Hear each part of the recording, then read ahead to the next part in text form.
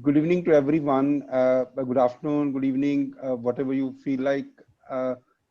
This is part 2 of webinar on insolvency of real estate companies, the best option for home buyers as well as builders. We have with us CA Anand Sonbadra, who is also doing multiple cases of home buyers, well experienced in conducting CIRP of home buyers. We have CA Ankit Goel, who is a valuer, and he is the founder of AAA Valuation Professionals LLP. The format would be the same. Every 30 minutes, we would have questions, and we request you all that to place your questions on the Q&A tab rather than on the chat tab of Zoom software. So the beauty is that every time we get so much excitement with the number of registrations increasing, and the exact number today that we saw before starting the webinar was 2701. And that is besides the registrations which are directly done by ibclaw.in, who are collaborating with us, and they have their separate registrations for this webinar, and those people also would be participating. So we've been using ibclaw.in for our research and for most of the orders that we are comfortably getting, although they are also improving every day. But we have seen the excitement with the promoters of ibclaw.in, and we see that it is useful for the profession. So since the part 2 is a kind of a series, so we will give you a little bit of recap of part 1. Part 1, we discussed about the present scenario of real estate industry, the reasons for this scenario, which may be partly the demand in the real estate industry, the gap of the demand and supply gap at some locations. We also discussed the present conditions of home buyers, and these home buyers are suffering for last so many years. They are not getting the possession of their flats. They've been paying. They have taken loans from their banks, and the banks are also taking installments. In case they don't pay installments, they become defaulters under CIBIL and other credit information companies. We also discussed that the insolvency is the best option for builders, because the builders otherwise will continue living their life under stress, and that stress can be huge at times, because the home buyers will go to police, they would go to EOW, RERA, consumer courts, so multiple litigation, and it's very difficult for a builder to handle it. And then finally the trust deficit, where everyone is just stopped everything. The home buyer stops making payment, the builder stops construction, the banker stops giving NOCs, banker stops giving further loans, the home buyers are not getting further loans disbursed against their home loans, the land development authorities cancel the land lease. So many difficulties at one point of time, so it is not possible to handle till the time everyone comes on a platform called Committee of Creditors.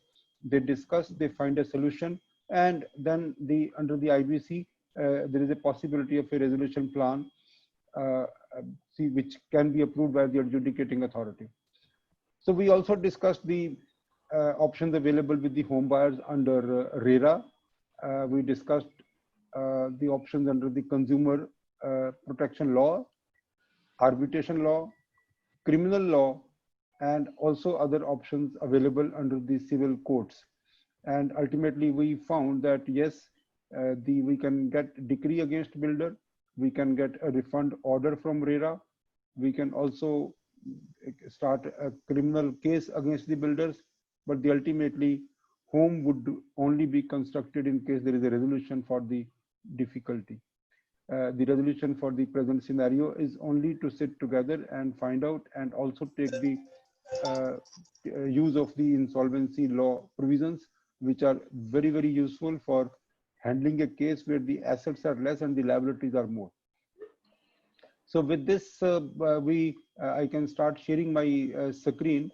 So anything you would like to add, Ankit or Sonbhadraji, regarding the last part one, or we shift to part two directly? We should move to part two. I think you very crisply taken us through the happenings in the part one, and let's start with the part two. That's better. We have a few questions already, and we will also take questions after about 25 minutes. And then at that point in time, we will cover whatever has been discussed also. Yeah, a couple of questions I have also noted down, so we can do that. Yeah. So we, in fact, when we started the insolvency resolution of real estate companies under insolvency law, we started with the process briefly under IBC, because this particular webinar. We understand that a lot of home buyers are attending this, and a lot of builders may also be attending. So they have a lot of questions about the process in brief. So we discussed the process in brief. Like there is an application, then the CIRP that we call commencement of insolvency. So all this was discussed in the first part, and that recording of that part is available on our YouTube channel called AAA Insolvency Professionals. And for a complete link between the part one and part two, we recommend that part one also should be seen, heard on the YouTube. So that would be really a very, very good link between the two webinars. See, we also discussed that the home buyers are financial creditors under IBC, and the status of the allottee as regard to the Pioneer Urban Land and Infrastructure Limited case of Supreme Court was also discussed in detail. How we find a resolution under the insolvency law, how we calculate cost to complete and the liquidation value. The concept of resolution was explained in the part one. We we wanted to discuss, but the time was short, and we wanted to conclude this part that the home buyers, according to our understanding, home buyers are secured financial creditors. Although this has not been held by any court so far, when we see the provisions of IBC, and when we also see the provisions of FRERA, I believe that the provisions are made in such a manner that the home buyers are secured financial creditors.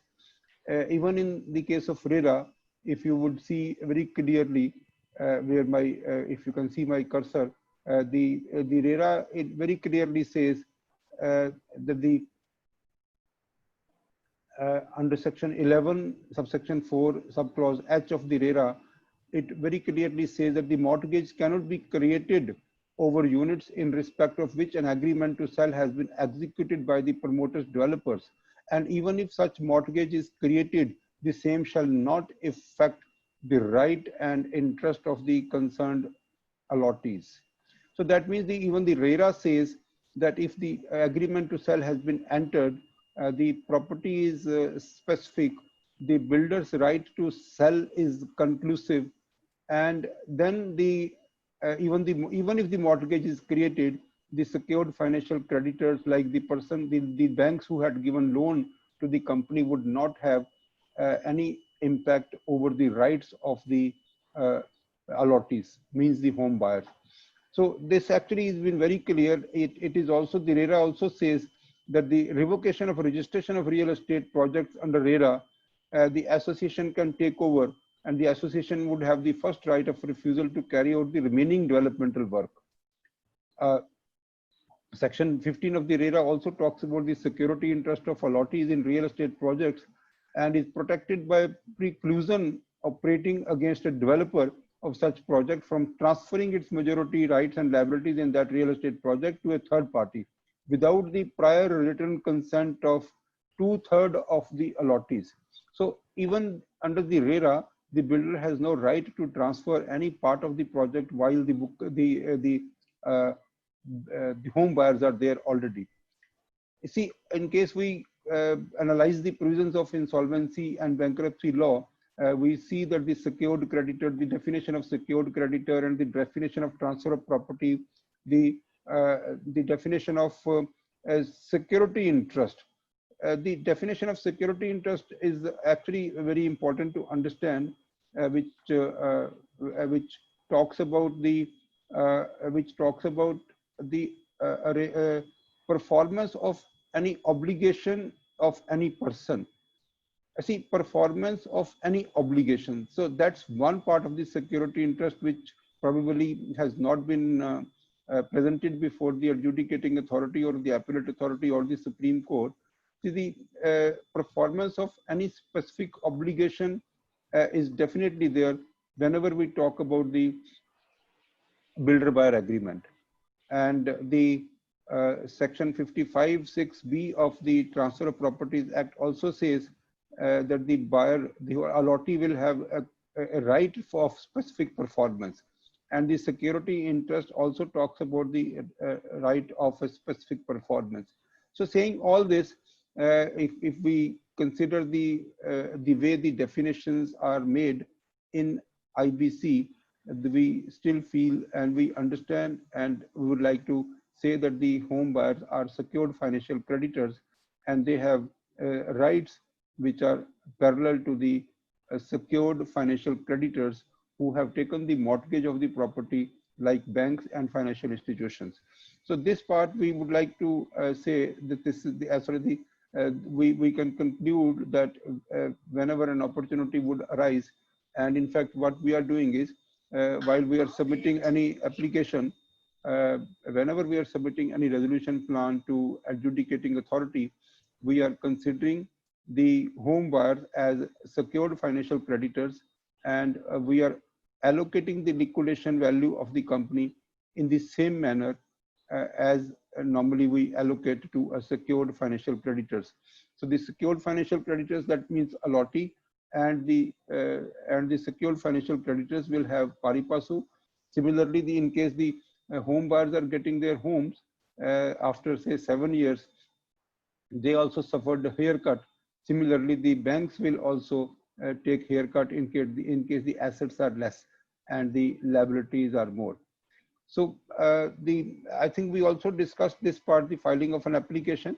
With the applications, we also discussed the association of CIRP, and we discussed that the application can be filed by a home buyer for insolvency of the real estate company. So the difficulty was on 28th of December 2019, the amendment came which said that in the case of home buyers, which is a class of creditor, there should be a requirement of collective consent of some of the home buyers, which would be 100 or 10% of the total allottees, whichever is less. And if this number is not available for a consent application, then the application would not be considered. So this particular treatment of home buyers was challenged in Supreme Court, and the Supreme Court has already given a stay in the case of Association of Carvi Investors versus Union of India. So the Supreme Court, in their order dated 16th of June 2020, has issued a notice to the Union of India, and also have remarked that all the applications so far should be maintained as a status quo, and the amendment is violative of Article 14 of the Constitution. That's what is held. However, the Supreme Court is seeking the reply from Union of India. Similarly, there are other cases from appellate authority and CLAT, that in case any person has got an order from RERA or any consumer court, then that person would not be considered as a class of creditor. That person would be considered as a standalone financial creditor. And since at that time the limit was, the threshold limit was 1 lakh only, so the individual home buyers also was entitled to file an application for insolvency of a real estate company if the total amount outstanding is more than 1 lakh. So that amount has now been increased under Section 4 of the IBC from 1 lakh rupees to 1 crore. And this particular enhancement of limit of 1 lakh to 1 crore has also been challenged in one high court, but I think this would survive, and the high court finally would say that yes, this is the within the powers of the government of India. Then we come back to some of the other judgments which says that in case of some of the builders who are actually doing their work in a ethical manner, and however their project is not completed because of some of the issues which were not in their control. So that is called force majeure, and force majeure clause was applied, and the NCL80, like appellate authority, in fact dismissed an order commencing CIRP of Erio Grace Realtech Private Limited. So that particular protection now the builders are taking, and otherwise also the most of the builder applications are pending, waiting for the Supreme Court decision. Similarly, so so far we were only discussing about the options available with the home buyers, options available with the builders, the other options other than IBC, and then we considered the insolvency applications. What are the present law regarding 10% or 100 home buyers? We also discussed that how can we file the applications under the IBC while these provisions are while the adjudication of the constitutional validity of this law is pending with the Supreme Court. In the meantime, we can also say that the operational creditors who have supplied goods or services to the real estate company can also file an application if their total outstanding amount is more than 1 crore. So they can file an application. So those applications would certainly be considered by the adjudicating authority for insolvency. In case anyone has an order from RERA or from a consumer court and he's already surrendered the right of an allottee, then his application can also be admitted separately, and the company can be proceeded for insolvency resolution process. However, that amount of total order from the RERA or from any consumer court should be more than 1 crore now after the amendment. So once the application is admitted, that means the CIRP of the real estate company has started. So as corporate insolvency resolution process is started, and in that manner, once it is started, that actually means the IRP has taken over the company. IRP has all the power to take over the company, and the powers of the directors of the company gets suspended.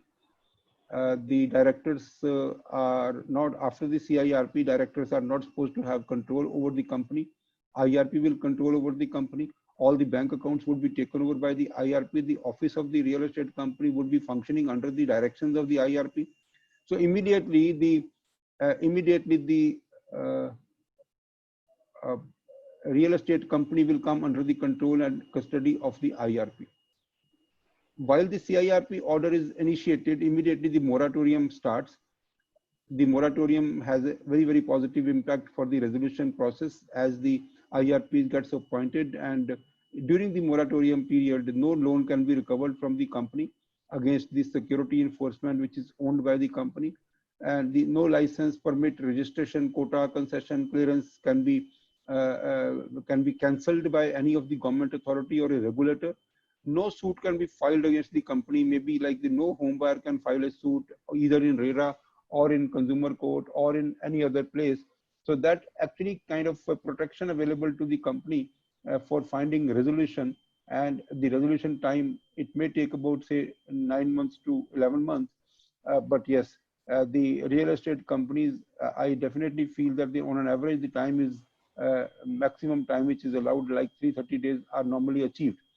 Because of litigations, because of various concerns of home buyers. So during this period, assets also cannot be sold. So this is a good protection during moratorium, and in this case, the moratorium actually works for the benefit of the resolution of the company. All the claimants, all the creditors will file their claim, And like the claims, there are operational creditors will file their claim, financial creditors, and the creditors in a class. The home buyers and the debenture holders or the bond holders or the depositors, in case they are more than 10 in numbers, then they would be called as a creditors in a class. So there will be appointment of an authorized representative who would be representing this class of creditors.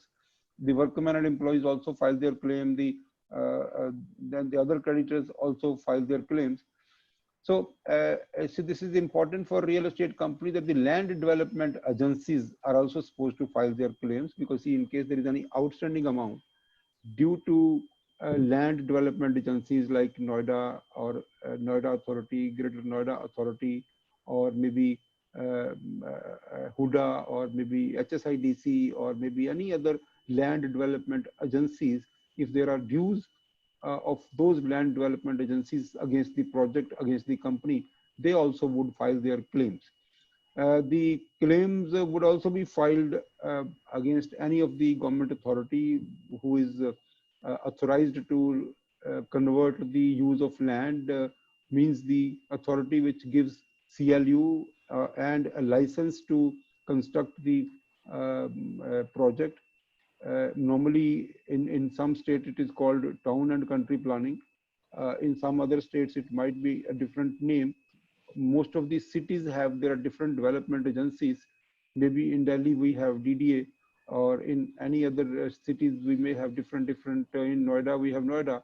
So in Delhi we have some of the areas are developed by Land and Development Office, and some of the areas are developed by Commissioner of Industries.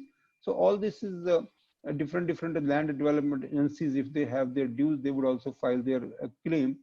So in some cases where the land is not owned by the company and the company is implementing a project based on a joint development agreement with the landowners, so the landowners also would file their claim if there is some pending dues to them. So these are the claims that would be filed. So I think Anandji, we should start discussing the claims now. I think half an hour is over. So Ankit, let's take some questions first and then move to the play. Is that okay? Yeah. Perfect. So like there are questions which are respect to claim verification itself. Yeah. So maybe we can take those. So in real estate companies, a big problem. No, I think then any questions regarding claim verification, we can take up later. We should take up, rather these slides will automatically answer these questions. Sounds good. So we will put those on hold, and in the meantime, Anandji, any questions that you have identified? There are a couple of questions that there, just looking at them. See, Anandji, your voice is still not loud enough to be heard. And I think there were some questions which came on email, in case you can. I'm looking at those only. See, the first question is coming from one Mr. C.M. Nath. He's talking about project in Bangalore, Dreams Infra. His question is that there are 70 odd projects in various stages. Only a few projects have got land purchased for the project, and the other projects are under development, joint development or MOU, and only some advances have been paid. Now, very few projects are ready for offering for construction of work to anybody. His question is, out of the 70 odd projects, only a handful of projects can be called for bidder. So is it possible to do piecemeal resolution, that is project wise? Whether NCLT will allow stage-wise resolution? No, NCLT definitely is allowing stage-wise resolution. The only condition is that the projects which are in default, only those projects would be considered for resolution and not the entire company. So in case the CIRP of the company is started and later on somebody comes and says that there is a 10 projects of this company, out of the 10, 5 have already been completed and there is no default, is already being offered to the allottees for possession. So why should those companies and those allottees suffer for another 1 year, which is the normal time for CIRP of the real estate companies? So then the NCLAT said that yes, we actually can limit the insolvency for those projects wherever there is a default. So in this question also, if the default is there, then you will have to find a resolution. It actually doesn't matter whether the land is owned by the corporate debtor or the land is being developed under a joint development agreement by the corporate debtor. That doesn't matter. What matters is the default. In case there are allottees, and in case there is a default on the handing over the possession of the allottees, in case the allottees are interested in taking the possessions, they have paid money and they have a valid builder buyer agreement or agreement to sell, then all these projects would be considered as default, and the default would certainly be considered as under IBC. So only those projects would be taken out where there is no default. So it will be the duty of the corporate debtor to prove that out of all these projects, only few projects are under default, so that the company continues, and only the default, only the projects in default should be considered for resolution. The second question relates to home buyer as a resolution applicant. However, I just recall we have separate slides on this particular topic where we are talking about. I think we will answer while the slides come. Yes. There is a question on how RWA can be an applicant in Correct, NCLT. correct. I think those will also be dealt with. Those will get answered. Yeah. So there were a few. So I think Anandji, I think we should read the claims part of it, and there are too many items in the claim, and we can jointly take up that. Let me read the first 2-3 slides, and or you can read, you can discuss the first 2-3 points. Sure. Yeah, you can discuss these claims part. Yeah. Okay, what we have done here is. I think you actually have to make sure that your voice is audible and loud enough to go to the. Yes, please. Let me do a little bit of this thing with my with my mic and then see. It may not look good, but that's okay as long as people can hear. Am I better audible now? Much better. Yeah. So what we have done, claims, I mean, in any CIRP process, claim is a very important part of it, because that determines the COC, that determines who are the creators of the company. So what we have done here for your benefit, for the participants' benefit, is listed out different situations that we have come across and the kind of challenges that one faces in real estate companies while doing the claim verification. And each claim is, of course, contextual, because one has to look at what are the supporting documents, what agreements, what is the language of them, what is the perspective of the agreement, and what is the stage and context of the CIRP process and the facts of that CIRP process.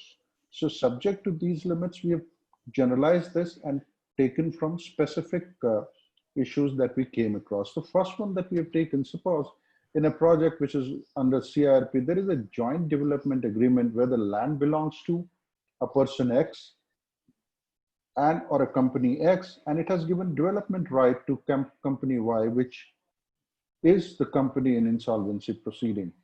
And it's possibility that the right to sell may be given by the development company or the corporate debtor, which is an insolvency, to a third party. How do we go about evaluating the claims of the joint developer? In our experience, what we have come across most of the cases, it's a simple agreement which says, as a part of joint development agreement, we bring in the land on the table, and on that land, we give the developer a development rights on which it can take licenses, it can get permission from the authorities, and then once do the registrations, and then start selling the flats. And a certain part of the flats in terms of consideration will come to the joint developer. Such agreement in our experience would be a simple operational creditor arrangement where the land is being offered for development in lieu for a consideration. And then we think we have in our cases held such joint development agreement based on the facts that I've narrated as operational creditor. Now the second situation could be, and we come across in many of the real estate companies, which is I am a small lending agency, or I am a HNI, I have some money, I come and give it to the corporate debtor. And what I do is, in my agreement, I make the corporate debtor agree that in case if there is a failure to repay, then as a security, you will allow me to take over flat number XYZ or unit number so. However, this particular unit does not, it is not registered, the charge is not created, and it's not registered with ROC. See, in IBC, I'll just refer to some technicalities. Under Regulation 21 of liquidation process, a security interest can be proven only by three things. One is either it's that interest has been registered with a information utility, or it is registered, you have a registration certificate or charge certificate from the ROC. It has been registered with ROC, it is there on the ROC site, or it is with the central registry of CIRP. If it is not there, it is difficult to prove the security. So in such cases where it's only a mention as a security measure, it is being written in the agreement that in case if it is not paid, such flat, and it's possible that some of the flats possibly has already been allotted to certain allottees. So in our experience, we have not treated any of this charge as security. We have treated all the loans by such financial creditors as unsecured in absence of proof of security or their ability to prove the security. Then the third situation could be, there is a financial creditor who has maybe a bank who's already got a security or a charge created on the whole assets of the project at the time of lending. When the sanction letter was, or the facility was arranged, it was agreed between the bank and the corporate debtor that the whole assets of the project would be created as a charge or mortgage to the lender. The corporate debtor additionally, without informing possibly the lender, goes and creates a few units, security on few units in favor of another security, another financial creditor, and also registers the charge. Now in this situation, without taking NOC from the banks, what do we do in this situation? So there could be two interpretations depending on the specifics of the cases. One way is to look at the charge of the second creditor who has got some few units mortgaged or charge created on NOC would be taken as a second charge in absence of NOC from the bank or the lender in whose favor the whole assets of the project was lent. Our treatment has been that the original financial creditor to whom the whole project is mortgaged retains the first charge, and any subsequent creation of charge on any units which is part of the assets of the project would be a second charge. Now, we have seen earlier cases also where in important cases we did the discussion, Ashok Tripathi and other versus unsold properties, etc., where what we're saying is what happens when claimed by a decree and receipt holder. Going by this case, important case that we've listed, every decree holder or receiver letter holder is a refund claimer, and an independent financial creditor. He's no more an allottee. So he has to be treated as an independent financial creditor, and he can also file an application. He's not hit by the ordinance of 28th December, which is applicable to allottees. So that's been, of course, this is on very latest case, 17th, end February, March beginning, some of these cases have come. So this is a very latest one. And we have to treat such decree or receiver letter holders as independent financial creditors. Another variant is that you have a decree holder who wants possession. He has gone to RERA, example, and got a decree which says, okay, you should take the possession, or you should get the possession, plus you should get some compensation. Now, a decree is an adjudicated debt, and it is determined by an appropriate authority with the right jurisdiction. So that cannot be ignored. What IBC law says that every home buyer can be given 8% interest in absence of any specific interest rate agreement for calculation of their voting rights. However, since a decree holder is an adjudicated debt, so whatever interest is awarded there, or whatever interest rate is awarded in the decree should be taken, in our opinion. We have dealt all such decree holder in the similar manner I'm explaining, that if award has been given at the person, say 10.5% or 11% rate, we have given the interest calculation at 11%, and the voting rights have been given on principal plus addition of interest at the rate of 11%. Another challenge that we face is the home loan lenders, so banks or NBFCs, HDFC or DHFL, or you have Punjab Housing Finance Limited, these kind of organizations who give loan to borrowers of flat. And when the claims are invited, hosts of them also file with 50, 20, 200 details of borrowers. What we need to look at, any claim by a bank is only tenable first if there is a tripartite agreement. Otherwise, if you look at the privity of contract initially remains only between the borrower and the bank for the loan given. So the claims made by any bank against the builder first has to have a tripartite agreement where the builder is also a signatory. And the tripartite agreement contains certain triggers, I would use the word triggers, which allows the subrogation of the rights from borrower to the bank. So one of the triggers could be possibly once the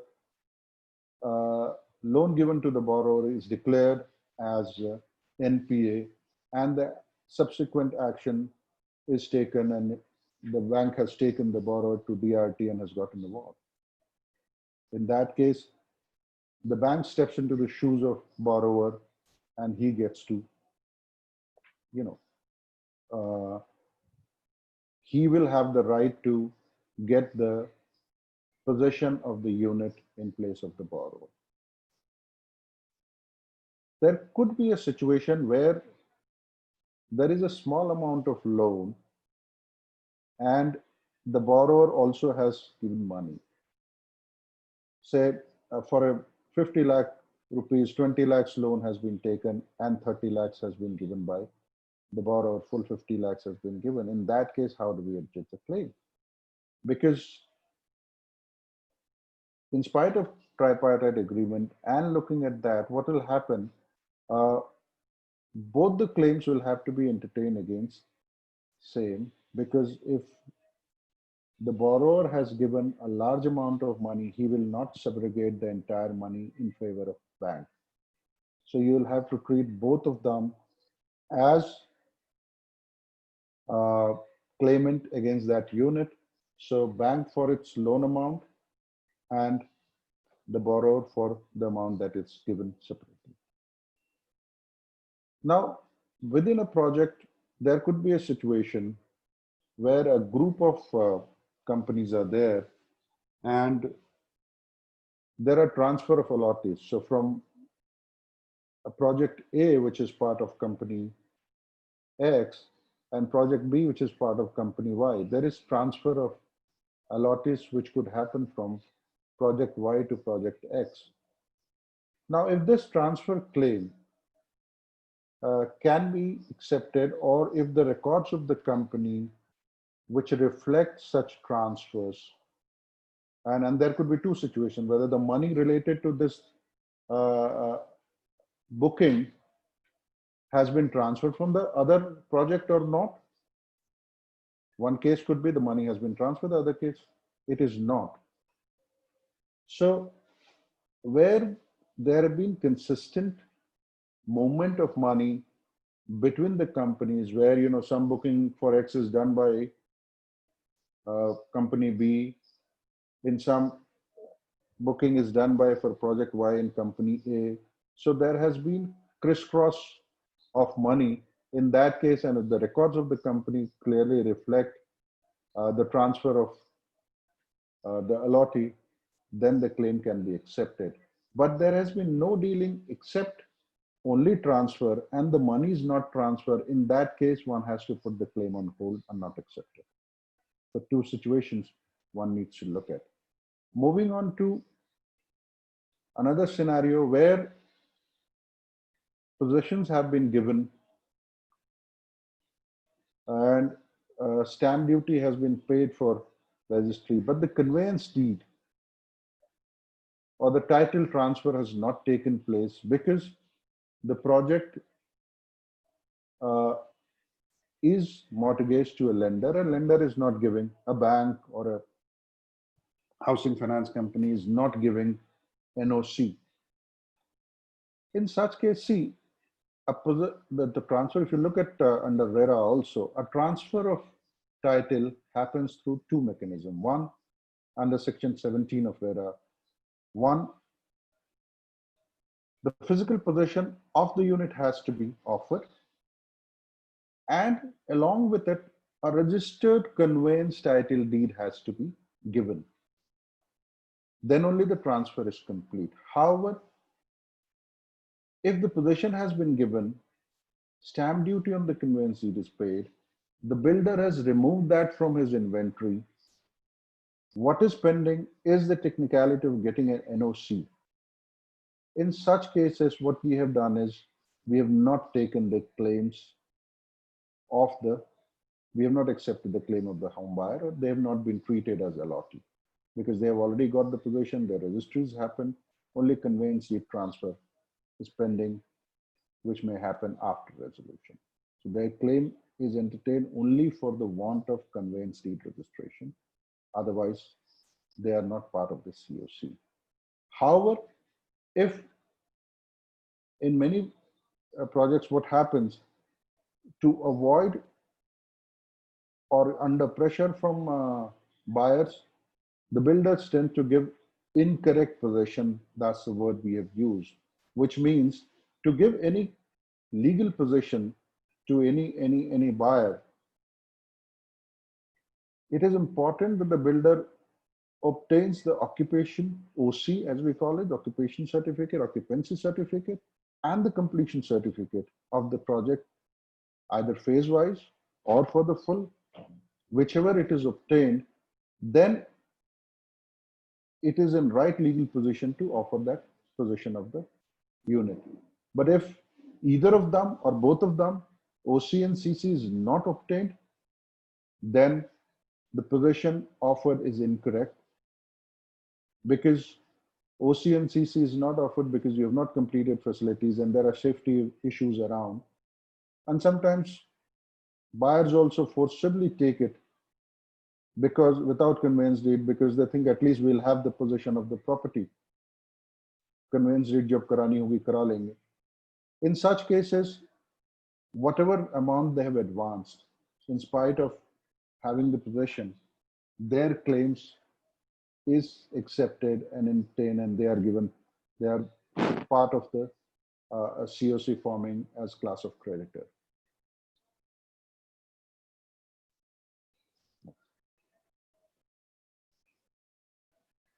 Now, there could be a tricky situation where claim of an allotee has been cancelled. Now, where it can be established from the records of the company that the claimant's unit cancellation is done with due process.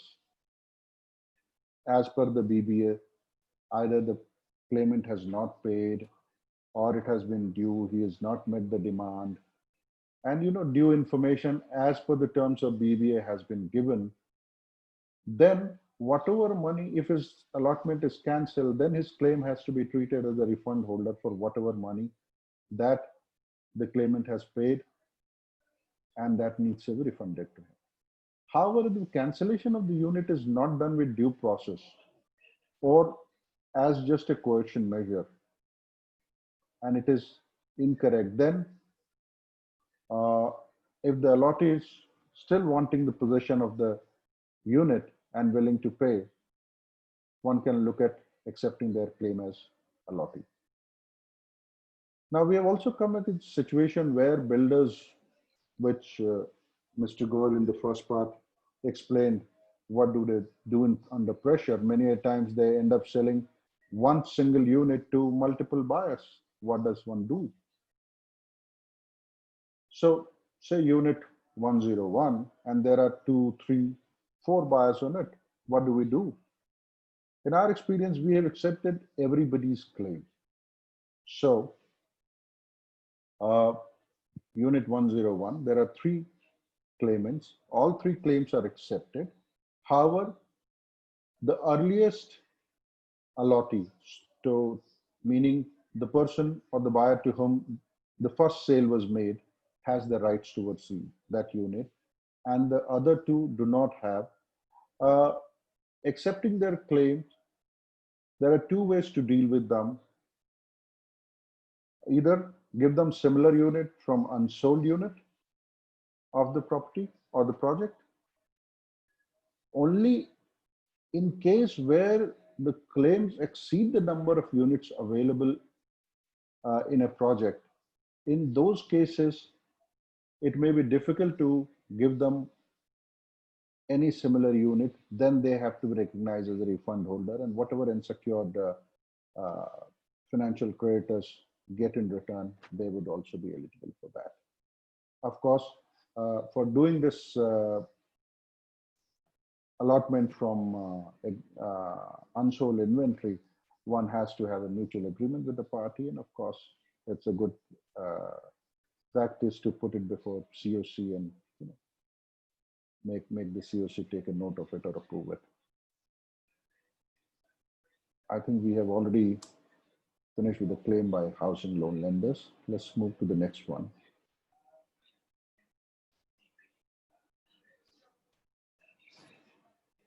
Cash is a major component. There are many times unit allotted against cash payment recorded in the books of account. Cash receipt number is recorded in the books of account. So in such cases, many times it's done to undervalue,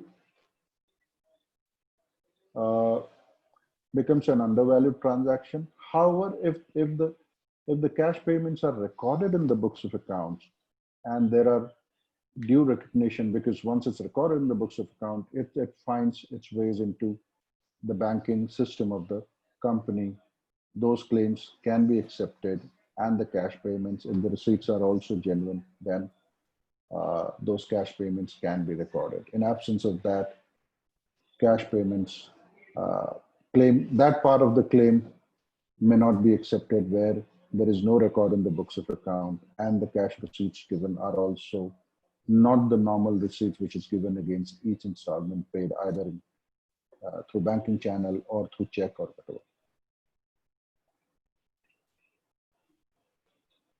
So I think, Anandji, there are other questions also which are coming on my phone, and the questions are also coming on the phone of Rohit, who is our technical assist. So, and I think this, any claim regarding questions, Ankit, can we take up? Yeah. So, Basically, I think with the present scenario that we would like to take up questions all regarding the claims. so one of the questions that I think we can answer is that what are the normal timelines for the claim to be filed, and what happens in case somebody files it late? This is one question I think we can answer. As per the regulations, the 90 days are allowed. First of all, the first the committee of creditors has to be constituted, and the claims has to be received within 14 days of the public announcement by the IRP. So that would be the first committee which would be constituted by submission of a list of creditors to the NCLT. So the first meeting will take place based on the list of creditors, which is a valid list of creditors as on the date of constitution of the committee of creditors. Then, as per the regulations, the claims can be received up to 90 days. However, based on the various judgments, it is actually not possible that we can say to any home buyer that since you are late, so we cannot accept your claim. And because uh, in case we don't accept a claim, that means that the person is not part of the resolution process. So then his debt would not be resolved and he would not be entitled to get any money. So that's what probably no court or no adjudicating authority would actually agree to this point, that the home buyers who failed to submit their claims within time, they would not be entitled to their home.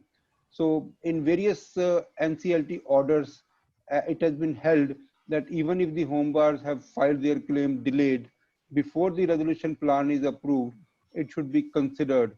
However, in most of the resolution plans, we are also trying to provide for those home buyers who have not been able to submit their claims even till the resolution plan is approved. So even those people are also considered. Even those people are also considered in the resolution plan where the claims have not been submitted. So this is, I don't think there is any option with any of the RP or that the claims can be rejected from the home buyers. Yes. Yes, There's Ankit. one I can read out meanwhile Yeah. Ankit is looking for.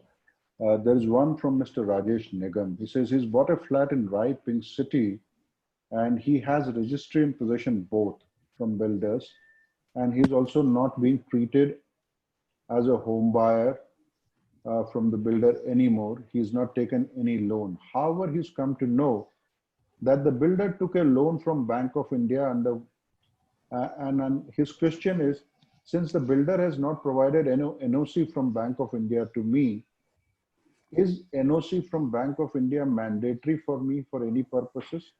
Is my property ownership going to be affected in both the cases if the project either in liquidation or in CRP? So I think this is a similar case that we are already handling in one of our real estate company, and the situation is very clear that the home buyers took the possession, and the possession is also valid. It is not a possession only for fitments. The home buyers also got their agreement to sell registered after paying the complete stamp duty as per law, and they are also having the possession of the property. Now, the only thing that they don't have is the title to transfer, because for title transfer, it is a condition that since their charge is registered on the entire property, so the NOC is required from the bank. So that NOC is not being given because there is a dispute with the bank or there is a default with the bank. So in such scenario, what we are doing during CIRP period, since the books of the corporate debtor also would not have that inventory, because that inventory has already been taken out when the possession was given, then the sale was booked as a revenue. When the agreement to sell was registered, that inventory has been taken out mostly, because under the Income Tax Act also the revenue treatment would be considered in case the possession is given. Under the Transfer of Properties Act also, and this will be considered as a part performance of the contract and it will not be undone. So the only thing is that the title of the property is not with the home buyer, so that title would be required whenever there is any transaction for further sale. Mostly the home buyers, they also do one additional thing, possession and the agreement to sell, and they also take a power of attorney from the builder that they would have a power to sell to any other person. So that property might be sold as a power of attorney property, but it would not be sold as a freehold property because the title has actually still with the builder. So these buyers, they would not be considered as a creditor in the insolvency of that particular real estate company. However, they would, any person who actually would come as a resolution applicant in such companies would consider title transfer to such home buyers after settling with the bank. So they would be entitled to get their title transfer. They should represent to RP that whatsoever resolution plan is approved, that resolution plan should carry a clause that the existing home buyers, they would get their title transferred from the resolution applicant. That should be there. So this is a real practical experience that we are presently having. So one of the questions is a very interesting question from Mr. Ganesan. He says that in case of a claim received from an allotee where flat could be completed during the CIRP out of cash flow, where RP can complete construction, hand over possession, register the sale, and delete from the claim admitted. So he's asking, what if the RP is able to get the construction completed during the CIRP? No, very right. RP has the powers to continue the construction. RP has the power to hand over the possessions. RP has the power to transfer the titles also, because these are the operations of the company. Basically, when the CD is taken over by the RP, keeping it as a going concern is one of the objectives. And while in going concern, you can always complete some projects and sell inventory. So as if first we can receive a claim, and while during the process, in case we could complete the construction and handover, then those claims would be taken back. Rather, those claims would be taken out of the list of creditors, and a revised list of creditors would be submitted to adjudicating authority, and a revised voting power, revised constitution of committee will happen. So those people who have already transferred the title, they have no claim, so they should not continue as a claimant in the CIRP of the company.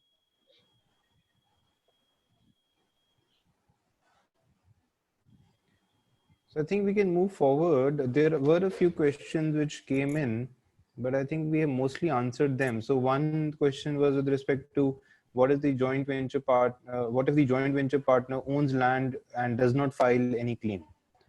You see, even if he doesn't file a claim, it is the duty of the RP to provide this information in information memorandum, because this information can be taken from the corporate data. That information should be captured in the IM, so that the resolution for the landowner is also found in the resolution plan. So if somebody doesn't file a claim, and however the resolution is considering that particular person, like there are many income tax authorities or many statutory authorities, they are still not filing their claims.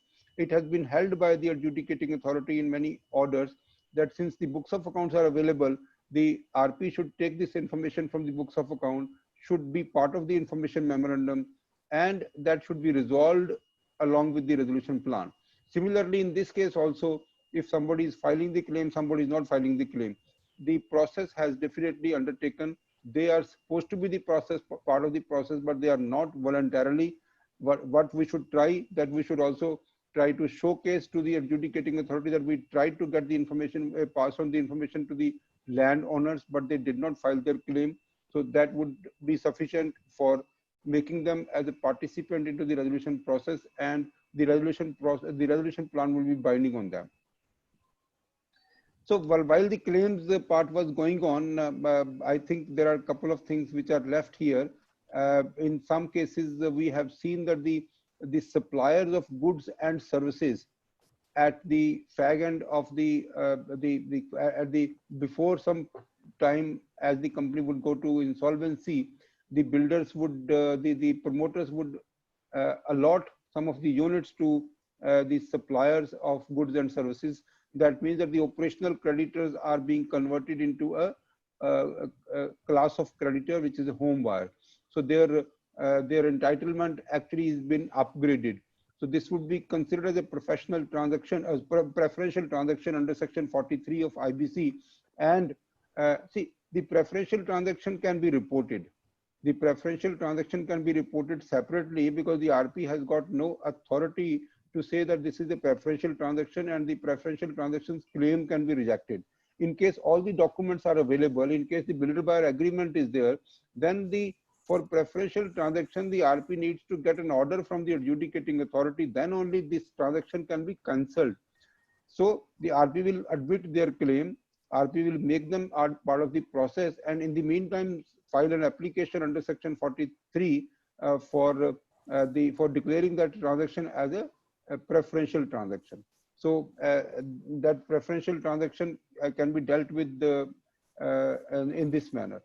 Some of the people who have given unsecured loans to the corporate debtor, and in that unsecured loan, the builders now understands very well that the company will go to insolvency, and that person somehow is not getting the interest and also the repayment. So the builder, under some social or some other pressures, can allot some units to that particular unsecured lender.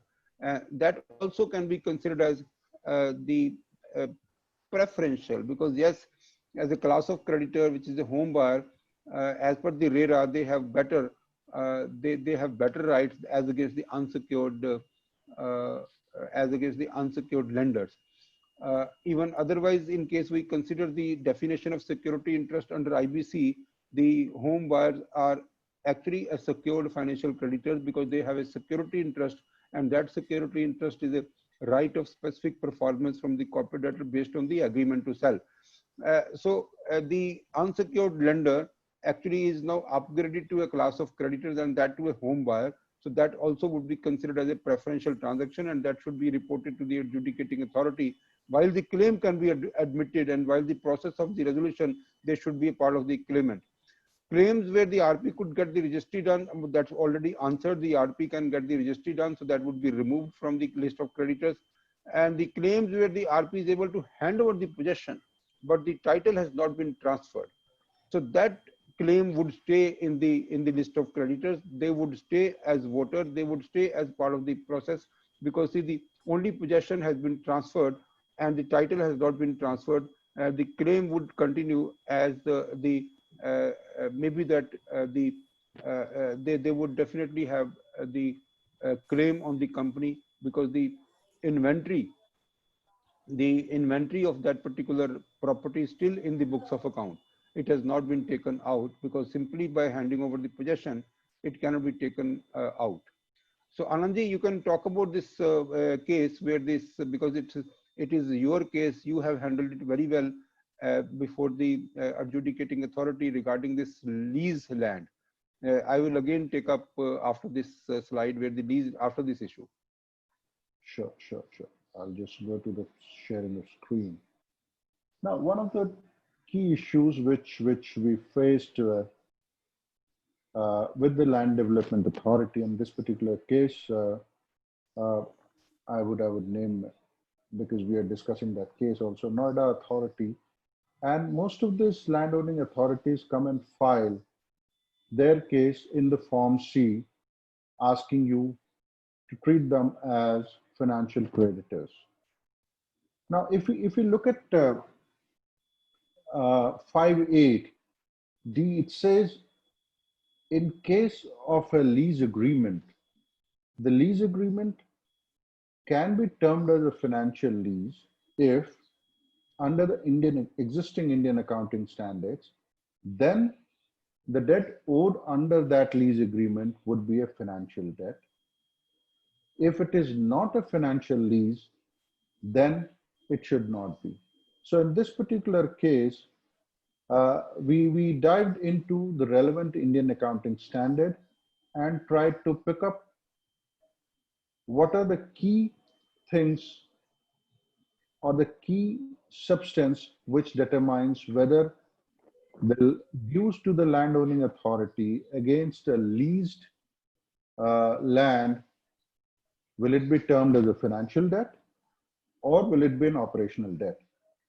Now, if you go to Indian accounting standard, in this case, the relevant accounting standard is 116, without getting into too much of technicalities, in a layman's term, what it says is, in classification of lease, a lease can be a financial lease if it transfers substantially all the risk and reward incidental to the ownership of underlying asset. Underlying asset is the leased land. If the risk and reward related to that is substantially transferred to the lessee, then it becomes a financial lease. Now let's see what are the key terms which will help us understand whether the risk and reward is being transferred. The first one that we read is the lease transfers ownership of the underlying asset to the lessee at the end of the lease period. In our case, there was no transfer of ownership at the end of the period. The lease gave you a leasehold right where you built flats and you subleased it to. So the ownership still remained with the landowning authority. The second was slightly complicated. I'll try to make it simple. The lease has an option to purchase underlying asset at a price, which means on the day of agreement, you create a certainty by which the lessee, that is the company, would be in a position and agreeable to buy at a future date at a much reduced price all the monies that they were payable towards the landowning authority and get it. There is no such condition where you have a right to buy. The third one was the lease term is for the major part of the economic life, but the land's life is indefinite and the lease is 90 years. That is also insignificant. The asset is of a very specialized nature where only the person leasing it can use it. No, that was not the fact, because here it is any builder will use land to build a project. It is not a specialized NASA kind of a mold where you are only allowed to build rockets. So it was any builder could come. And if the lessee could cancel the lease, the lessor's losses associated with the cancellation are borne by lessee. In our case, or the agreement per se here, there's no right to the lessee to cancel the agreement. And there is no right for renew the agreement. So looking at all this, let's move to the next slide. So looking at all these and the argument on all these matters that we did, in my own case, Concord Infrastructure versus Shubkamna Buildtech, and in the matter of Noida Authority versus Sonbhadra, it was held that after considering various terms of the types of financial lease versus operational lease, the order of the court says, we are of undoubtable view that the present lease deed dated such and such is not a financial lease as per terms laid down under the guidelines of, and the applicant cannot be granted the status of financial creditor and cannot exercise voting rights on COC. Thank you very much. Thanks a lot. This is a case that we actually fought and we got this adjudication. And of course, the Noida Authority has gone to appellate authority, and the hearings are also going on with the appellate authority. And we are confident that based on this concept, we have not admitted Noida Authority and Greater Noida Authority as a financial creditor in any of our COC meetings, and they have been considered always as an operational creditor. And based on this argument, we won that, and it's presently being heard at appellate authority. I see the another one important judgment which has recently come from on 10th June 2020, and that judgment is that the Noida Authority and the Greater Authority should charge only 8% interest rate on the outstanding amount, and that of course would reduce lot many claims which are there with the builders as of now, that they would only charge 8% interest. I'm not sure whether this particular judgment is under the IBC or not, because this Bikram Chatterjee case is Amarpali's case, and Amarpali's case is not being handled under insolvency. It is being handled under the Supreme Court's own powers. So we would not consider this order as 8% interest rate, because all the insolvency works in a different manner. Insolvency works like whether the amount would be payable, that depends on the liquidation value of the company. However, this particular matter is settled when they submit a claim When they submit a claim, then we can actually reduce their claim, and we can only admit an interest only to the extent of 8% because of this Supreme Court order in the case of Bikram Chatterjee. So I think I was getting a lot of questions which I was reading. One of the questions which came to us, like in case the land development agency does not file their claim. So I answered that it should be always considered in the information memorandum, so that the resolution is provided to all such creditors, and the resolution plan is binding on the creditors. And the other question came was whether there is a possibility of seeking waiver or reduction of the claim of the land development agencies. I certainly say yes, it is possible, because first of all, the land is a leasehold land. The leasehold land means that the claim that we are getting is basically for services which has been provided by a Noida authority to us, and these services are lease services. Giving the land on lease is a service, and that is the reason they are operational creditors with us. It is not a loan. So when it's an operational creditor and the liquidation value of the company is lower, and it is not even sufficient for the project to be completed, then all other creditors would not be paid, including the statutory authorities, including the land development authorities, and including even the licensing authorities like the town and country planning. So similarly, there was another question whether the EDC and IDC can also be waived. So what is EDC? What is IDC? Let's understand that, because the town and country planning is a department of state government which provides some services of giving licenses, and also provide some services for development, internal development and external development. So those charges are basically for providing some services based on the state government law or the local laws.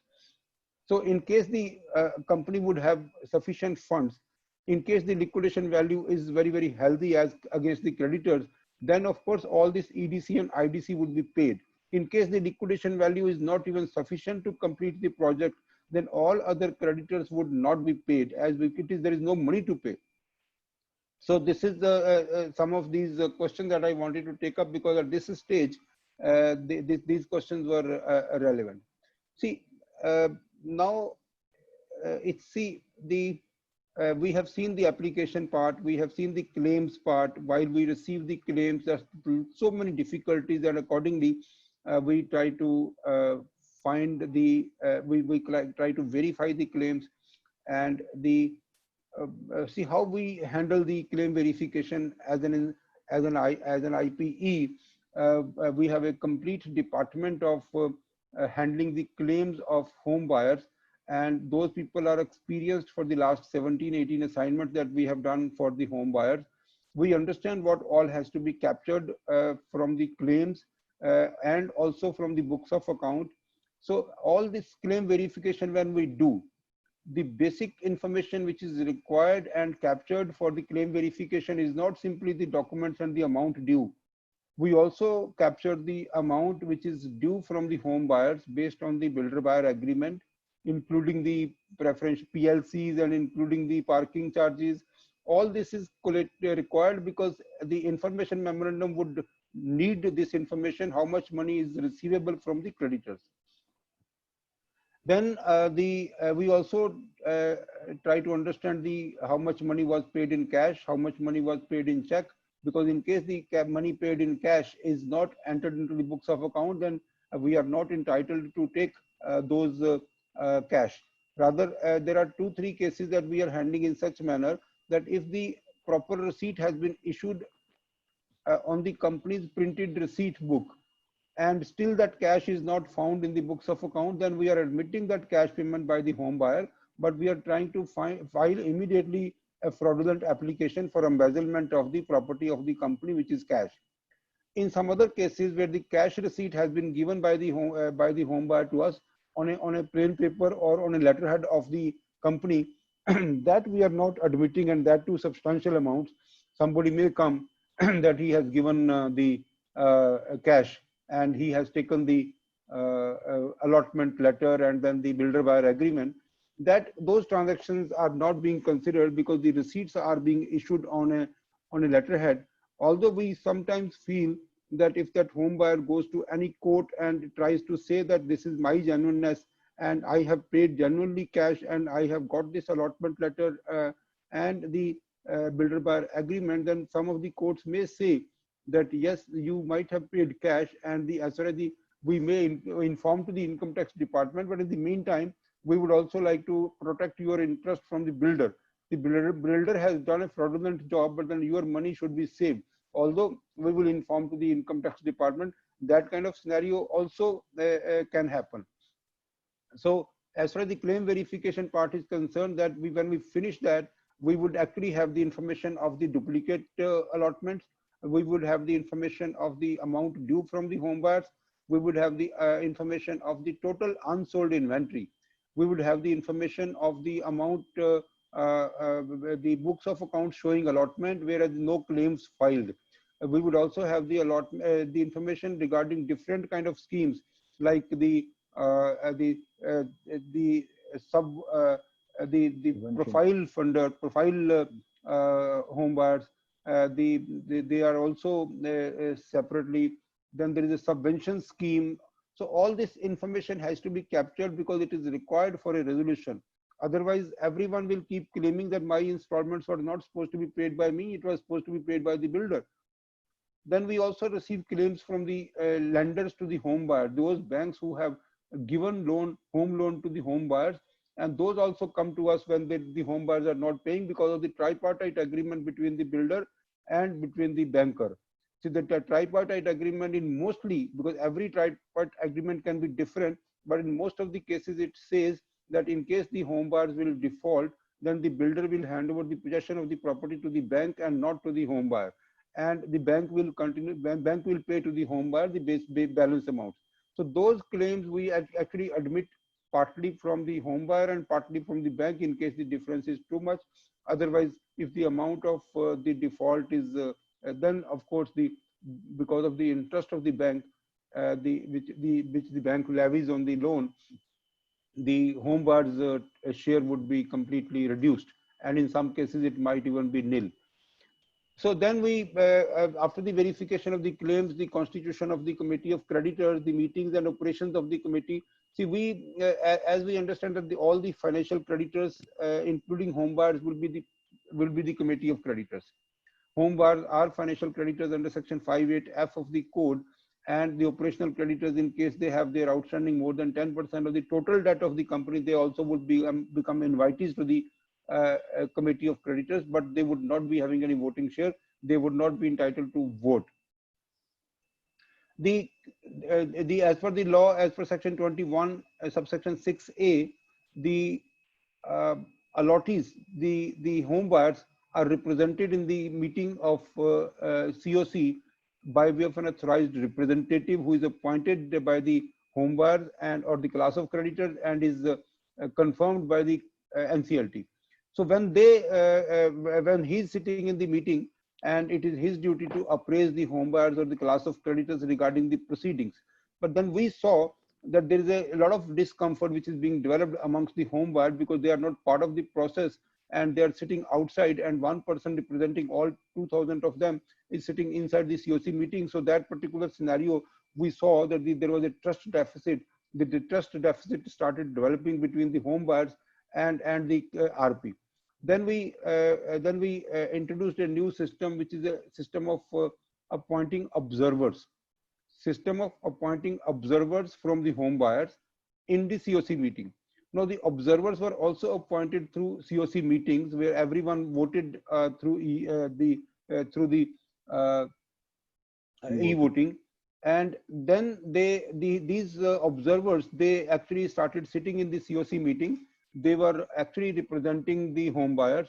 They were voicing for the home buyers, and they were concerned about the expenditure. They were concerned about the transparency, and each and every decision, depending upon the voting power of the home buyers and the lenders, each case, the home buyers got a lot of powers, and these observers, they were actually helpful in understanding the RP and passing on the messages to the home buyers for the purpose of getting the voting done. So with this observer scenario, which is we did it officially, we submitted all our reports to NCLT. Nobody ever objected that how can you just bring out something which is not there in the regulations or in the code. So, but then yes, we brought that. And we also convinced our lenders like the banks and the financial institutions that this is a good concept. And with this concept only, we actually been able to pass our most of the resolution. In fact, all resolutions, whatever we have uploaded so far has been passed only because of the observers that we appointed in our committee of creditors. Those observers helped us in bridging between the home buyers and the RP. So even the authorized representative, we understood the concept of authorized representative, and it was very clear in our mind that the authorized representative does not have any vote with him. He is only a representative of the home buyers, and he will actually provide his opinion after taking the opinion of the home buyers electronically through e-voting. So whatever resolution that he is voting, he will first get the e-voting done. So he gets the e-voting done, or directly RP does the e-voting done. So that's a simple scenario. Nobody is objecting in case the RP directly sends the e-voting link to the home buyers, or it has to go through the authorized representative. That is not really important. We have seen in some cases that the AR gets the voting done before the COC meeting. No, we have never done that. What we are doing is that we conduct a COC meeting along with the observers. We seek opinion from everyone. Wherever there is a consensus, we upload those resolutions, like we've been uploading the resolutions for e-voting in other cases. So in that manner, the e-voting is done like any other company. However, the e-voting in some cases may be 20 creditors. In this case, it may be 2,000 creditors, but the e-voting is done in this manner only after the COC meeting, after the minutes are circulated, after each and every query is answered in the COC meeting. You see, we also started another process, and that is the pre-COC meeting with the home buyers. We've been conducting pre-COC meetings with the home buyers. In that pre-COC meeting, we were explaining each and every agenda item, and we were answering their questions for multiple hours. And after that, we used to do the COC meeting, and after that, voting. So first pre-COC meeting over with the home buyers, we used to do physically, and now since it is a time of virtual meeting, so now we are doing on any kind of virtual video platform, which is attended by more home buyers as against the past. So now we actually do the pre-COC meeting with the home buyers, then COC meeting with the AR and the observers and the other creditors, then e-voting, and that's the result is final. So unless we connect with the home buyers, they would not understand the process. They would always feel that the RP is just here to make money. RP is just taking his fee. It will not happen. So there's a lot of apprehensions with the home buyers. So it will all be answered in case you are there to answer their questions. So otherwise, the AR individually doesn't have any power. Operational activities can be performed by the RP during CIRP. That's what we are doing in many cases. We are actually doing the construction also, which can actually continue. However, while we are actually approving any contractor or any other expenditure scenario, we are getting this. We are getting all this approved from the observers or any of their committee. The contractors have meetings with them. It's being done in a very transparent manner. The occupation certificates have also been applied by us in some cases where the other infrastructure has been created, the minimum required infrastructure has been created. Even the completion certificate can be applied by the RP. RP can allot the flats, RP can transfer the flats, RP can sell the flats. Of course, all this has to be done in a very transparent manner, and that's where the observers come very handy, because they know about the project more than the RP. So they provide the information about the market rates, they provide the information about the construction rates, because there are many of them. Normally, we actually have gone up to 22 of the observers. In one of the COC, we actually appointed 22. The reason, because there were different projects, there were different work home buyers associations, RWAs. somebody, in some project, there were some people who were actually having the possession. In some projects, the tower was not even started. In some projects, the tower is near completion. So everyone had different interest in the CIRP. Some said that you can take another few payments from us. Our tower can be completed within 1-2 months. So then, okay, we actually got it passed from the COC, and then the tower started construction.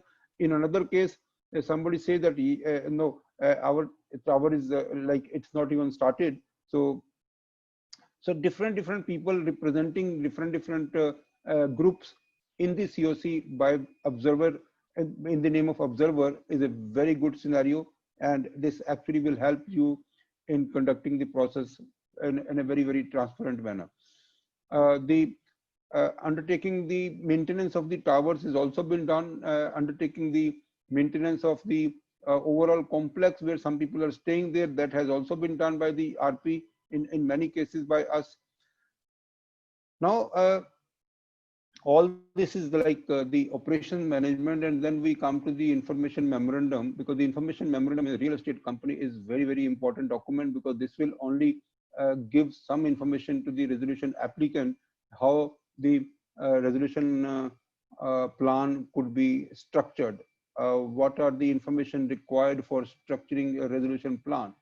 So the most information, see, I already in the first part I explained that what is the resolution required. The resolution is required is that if the project can be completed, if the project has already attained a particular status that it can be completed, then first liability is the cost to complete, the expenditure on the cost to complete. That is our first liability. So in the information memorandum, we provide that by getting an estimate done from an engineer, from the same architect who is used by the company. Then we also provide the details of the how many persons submitted their claim, how many persons who did not submit their claim, however their name appears in the books of account. The total multiple allotments, refund claimers, decree holders, and the joint development partners. All this information has to be given in the information memorandum, including the amount due from allottees, including the duplicate allotments, including the subdivision of some of the properties. Then the unsold inventory is very important. Any kind of litigation which is pending, all this has to be given in the information memorandum. So at this stage, we are also trying to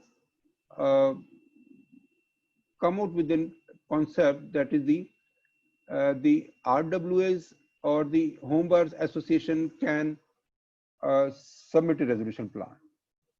RWAs or Homebuyers Association, collectively or individually, they can submit their resolution plan. Now the present scenario that I am on, I have to just invite expression of interest. So when I invite expression of interest, I also provide eligibility criteria. I also provide the earnest money deposit required. I also provide the earnest money deposit along with the resolution plan. And finally, the performance security, that also I provide.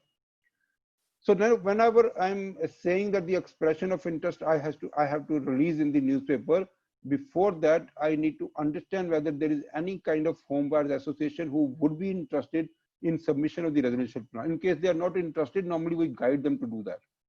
Why we guide them to do that? Because in case they are not genuinely interested in constructing the property themselves, then they can be a very big competition to the other builders who are coming from outside to take over the company. And we have succeeded in many times that the home buyers association competing with outside builders, negotiating that we are offering this, why can't you offer this? We have understood the plant, we have understood the construction cost. They said there is huge profit in case you complete this project, so we can do it ourselves, and you have more experience than us. So that negotiation helps us in finally getting a good deal from home buyers. However, while we actually release expression of interest, we actually mention the eligibility criteria. So the eligibility criteria, I will just move on to the next sheet. Now, the eligibility criteria is required to be approved by the committee of creditors. In most of the real estate cases, the home buyers are having larger power, and in most of the cases they have more than 66% of the power. And as the COC will decide the eligibility criteria, because it is their prerogative that what kind of resolution applicant would be acceptable to them. And it is also the eligibility criteria that can be modified in case the no resolution plan is received, and in the second attempt of release of expression of interest, the eligibility criteria can be modified also. And the one concept that I want to inform here is that there can be a different eligibility criteria for different class of resolution applicants. I can always say that if a builder comes from outside, I need experience of at least say 1 million square feet of construction handed over to the home buyers. I can say that minimum net worth of XYZ. I can say the minimum net profit of XYZ in the last 3 years. I can say the experience in revival of the companies. I can also seek various kind of eligibility criteria and the bid evaluation metrics criteria. I can stipulate differently for an outsider builder. However, I can say in the eligibility criteria that in case the Home Buyers Association would like to submit a resolution plan, since they already have a stake in the project, since they already have invested so much money in the project, the eligibility criteria for them would be relaxed. So what would be the relaxation? The relaxation can be, number one, there would be a very, very small amount of earnest money deposit from them. Then there would be no requirement of experience. There would not be any requirement of net worth. There would not be any requirement of profits in the last 3 years. So all these can be relaxed for the Association of Home Buyers. For builders, it is important that we should keep these conditions. Otherwise, multiple people will come only to enjoy the process, only to have an experience, but they would not be serious. So the eligibility criteria is the first stage where we need to understand, in case the home buyers submit their resolution plan, what all has to be altered. So all this earnest money deposits, all this can be changed. Second stage, earnest money deposit, normally we stipulate at the time of submission as resolution plan. The first stage earnest money deposit is when the expression of interest is submitted. Second stage, when the eligible or final list of RAs is released and they are supposed to submit a resolution plan. So along with the resolution plan, they are supposed to submit a second stage earnest money deposit. And the third stage of the performance security is the person who actually is who is the H1, and the resolution plan has been approved by the committee of creditors. All these three types of performance security, earnest money deposit, can be differential for the Home Buyers Association. So if can be differential, then most of the home buyers would be attracted. They would submit their resolution plan. They will take over the company and they would run the company as a cooperative society. There are thousands of examples that in this country, the properties were constructed, the colonies were made based on a cooperative society where only the presidents and secretaries were working, and they were hiring the contractors, they were hiring the architects, they were hiring the project management consultant. So why can't it be done now? It can be done now also. So once this stage is concluded, then you would see that there's a lot of interest of the home buyers that they would participate into the process. So the bid evaluation matrix is also made accordingly. In the bid evaluation matrix, because that also has to be approved by the committee of creditors, the bid evaluation matrix would say that some of the conditions are not applicable to the home buyers. Some of the conditions, they have a different score, they have a different score. So all this is little complicated, but this is very, very helpful for resolution of a real estate company. So the quantitative score, the qualitative scores can be different, and it all depends upon the priorities of the parties. I've already said the qualitative score, which is otherwise applicable to a builder, and we can just put a note there that the qualitative score is not applicable to the Home Buyers Association. And with this, we can even say that now there are Home Buyers Association, there are builders in the race, and everyone is trying to put a proposal, and that proposal is the proposal would be evaluated. The proposal would be evaluated on a bid evaluation matrix, and bid evaluation matrix finally would declare H1, and then it will be negotiated with the builder or with the home buyers association. The quantitative metrics which is most appropriate for home real estate companies is that the upfront amount invested in the project for restart of the construction before asking any payment from the home buyers.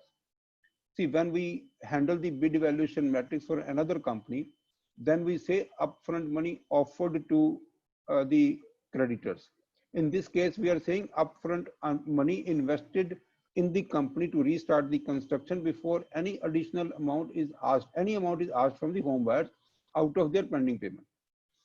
Next, the period in which the possession is proposed to home buyers. Then there can be negative scores for asking additional amount from the home buyers for completion of the construction. Then offering amount for maintenance for those part of the projects where the allottees are in occupation. Then the amount offered to home buyers against delayed possession. So we also have done in some case where the assets were much more, and there was a competition between the home buyers and there was a competition between the builders. Then the home buyers were able to negotiate that if you would give us the compensation for the delayed possession as mentioned in the agreement of BBA, or even higher than, then we will approve your resolution plan. So that particular builder gave them the compensation because the property prices had gone up, the unsold flats were plenty. So there was the complete calculation that how much profit that the builder is earning. So that builder, in one of the examples that I would say without naming, that the builder offered 10 crores of rupees to the RWA association for future maintenance. That the property, the entire complex will be maintained, since there was profit, the entire complex would be maintained with this 10 crores of buffer fund, and that was offered in the resolution plan. And that kind of negotiation is possible, and that is only possible when there is a competition. We are presently handling a company where there is hardly any competition because of the COVID. Nobody was interested to take that kind of initiative. So we are now just whatever the resolution applicant says, that everyone has no option except to agree, or otherwise the company will go to liquidation. So in the real estate companies, never ever think of a situation where you only have one resolution applicant. So that's very, very scary, and it is really not. Similarly, the qualitative metrics that we normally made in bid valuation matrix, experience of the builder in terms of the quantity of the area delivered in the last 5 years, net worth or the other financial parameters, scores can be allocated for known and unknown brands of the builder. Somebody says that if the DLF will come, will actually be preferred. Similarly, collateral securities offered or some other parameters that can be suitable to the home buyers. So this is the now I have completed one part. The home buyers can participate into the resolution plan. What should be their eligibility criteria? What should be their bid evaluation metrics? What should be their earnest money deposits? And how can they structure? In case there are multiple associations, then they can 3 or 4 associations for 4 different projects under the same company. They collectively can file a resolution plan. In the resolution plan, the resolution for each project would be specifically mentioned separately. For each project, there will be a separate section in the resolution plan. In that particular section, there will be a monitoring committee that would actually, out of the home buyers only, there will be a separate account maintained for this particular project, for this project, for this project, for this project. And ultimately, the entire resolution plan would actually go to the adjudicating authority. Whereas within the resolution plan, we have mentioned that this project will be managed by this committee. This project will be managed by this committee. This project will be managed by this committee. And everyone finally collectively would contribute something for the common compliances of the company. So that all is practically possible, because otherwise there is another possibility that everyone should come out and then there is a demerger, because the home buyers are not interested in making private limited companies. They are interested that their association would function like that. So this is the entire concept of home buyers who actually can come and take away the company. They will become the owners. The shares will be transferred to the home buyers, and the board of directors will come out of. In fact, we have proposed in some cases that there will be two kind of committees. One would be the committee which is called the directors of the company, and that would be a steering committee, which is a higher committee. And then the second would be one would be the committee which is an operational committee. That committee will look into the operations of the construction and finally handing over and selling the project. And then one would be the steering committee. So the lower committee would be considered as a board of directors, and the steering committee and the senior committee would be considered as a shareholders committee. So these two committees will function while the entire project is being constructed, the unsold inventory is being sold, the contractors are being appointed, the architects are being appointed, and the entire funds are in their own control, there will be complete trust. The land development authorities, the other creditors in the market, they have no say, because whatever is written in the resolution plan is final. The land the land development agencies would also have to say yes, either they agree or they don't agree. The licenses would be renewed, and the outstanding amount from the town and country planning will be settled in the resolution plan. So this process can be considered as a much better process. So now, Ankit or Mr. Anand, in case you can see, in case there's some questions, because all these kind of questions I could see in the various questions in the question answer tab.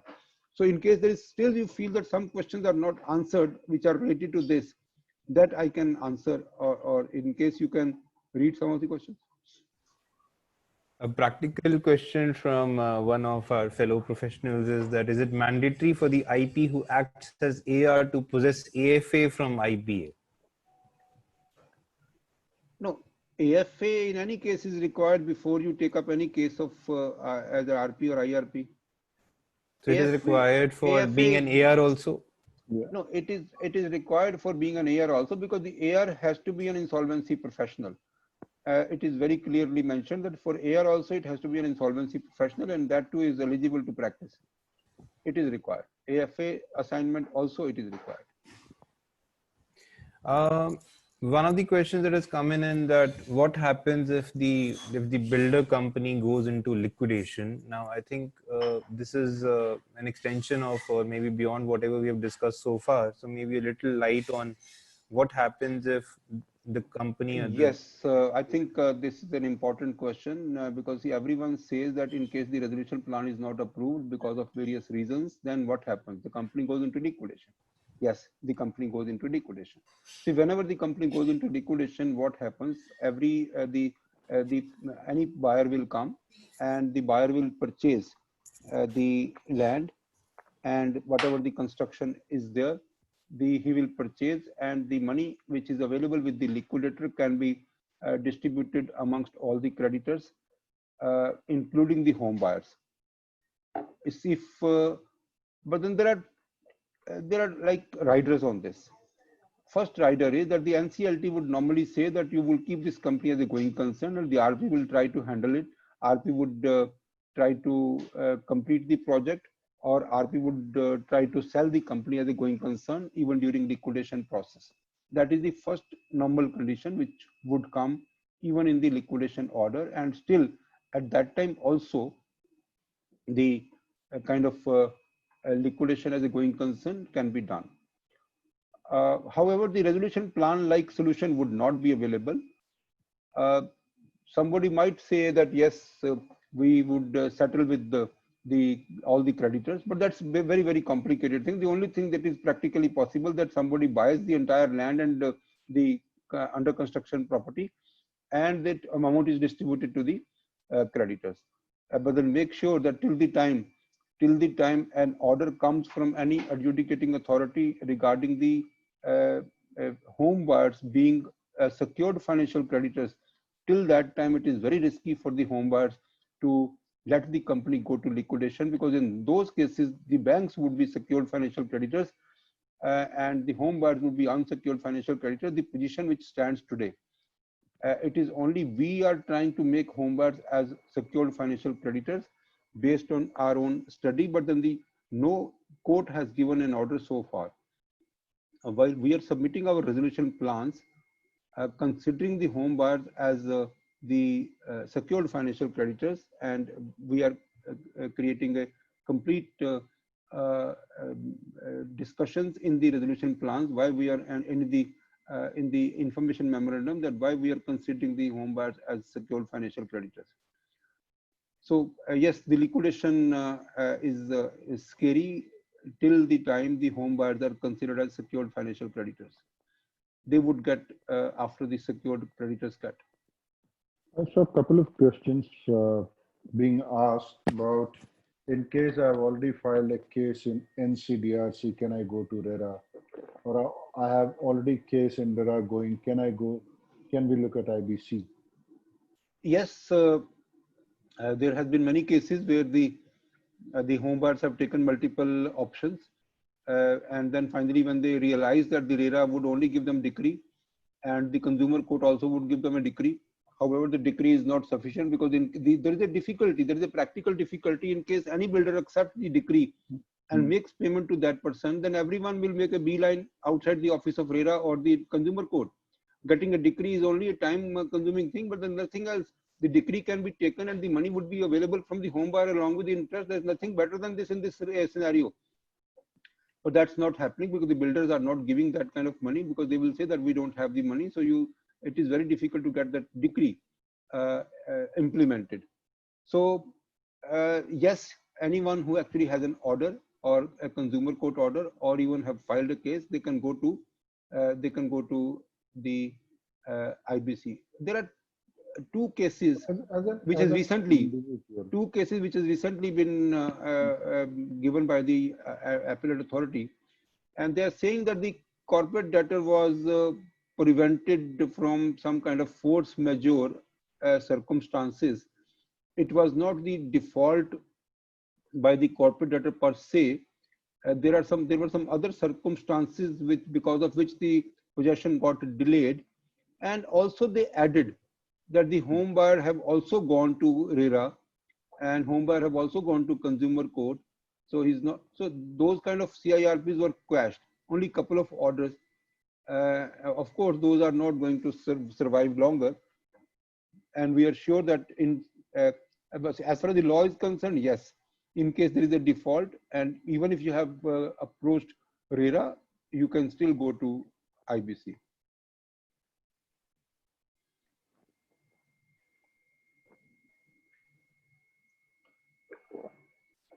So any other questions? One question from Mr. Vishwanathan. He says that what happens if the company's properties and documents are in the custody of CID, and I think he meant CBI or something, and the assets are about to be auctioned? No, I think once I see insolvency and bankruptcy proceedings starts, the CIRP starts, all the documents will have to be released in favor of the RP. Section 32A was inserted in the law in the month of January 2020, and that actually protects all the companies against any kind of criminal offenses. All the assets would be detached, and the CID of the state government, state police, CID is a state police department. In some of these states, it is called Economic Offense Wing. In some of these states, it is called the CID, which is the Criminal Investigation Department. So these departments would not have any power after the insolvency starts. So they will have to release everything in favor of the RP, and the RP will start the process without having any adverse from the CID investigation or CBI investigation or the Economic Offense Wing of the state police. So the resolution process would continue, and they would have to give the attachment. They will have to detach the asset. Then there's a question from Mr. Vaibhav Tayal, and he is asking that He's asking that how does, so if there is a settlement happening between a financial creditor and a CD, how can a third party approach for an intervention application? I think this is something which is not concerning home buyers per se. But yes, it might be a possibility that if one creditor is trying to settle his loan or his outstanding with the CD, home buyers can approach the NCLT and maybe intervene in that application. Maybe you can. I think there has been cases like in the case of Supreme Infra, we also faced all these cases because there are 26 applications, and the first application where the CIRP started and there was a settlement between these two parties, and by that time all these 26 or even 40 maybe all those parties they were also given the order by the adjudicating authority. Since the CIRP has been started, now you go and file your claim before IRP, and later on when the settlement was done, and then they again had to come back to the adjudicating authority. But in that case, I think there was an ANCLAT order that all those people, I think it was a Supreme Court order, all those people who actually have been told, all those people who have been told to file your claim before the IRP, they can revive those applications in case the CIRP is crashed. So they can go to the adjudicating authority, make an application so that their earlier application can be revived, and that application will start from that point where it was left. So that can be done, and I think the intervention is genuine because see, if you're settling with one person and you can make the court fully aware, like this company is actually insolvent, settling with one party doesn't mean that it actually gets completely resolved. However, if the section 12A application has been properly filed, there was an order from ANCLAT in the case of Supreme Infra that yes, it has to be withdrawn. However, the people who have been told to go and file their claim to IRP, they can go and approach adjudicating authority for revival of their old applications. So I think we can complete how the resolutions can be found under IBC. What kind of resolution plans are made. As I said, that the home buyer and the builders can actually understand the total economics of a project, and then they can submit a resolution plan. They can understand how much money is due from home buyers. They can understand what is the present value of unsold inventory. They can also calculate what is the cost to complete, and then they can prepare a resolution plan. So in case the money is lesser, then the home buyers can also propose that yes, we will contribute additional amount to bridge the gap. So then the construction can be restarted after recovering from the home buyers, and then the balance terms of the payments can be changed according to the as compared to the BBA, because depending upon the circumstances of each case. Like see, as I said, that the possibilities are that in case there is a shortage of fund, then the cost of construction can be reduced, and the flats can be or units can be offered to home buyers without interiors. In case further it is short and the home buyers are not agreeing for the taking possession without interiors, then they can be told to submit or pay additional amount, because the earlier amount was lost by the builder, so they would pay additional amount, and then the resolution plan can be approved.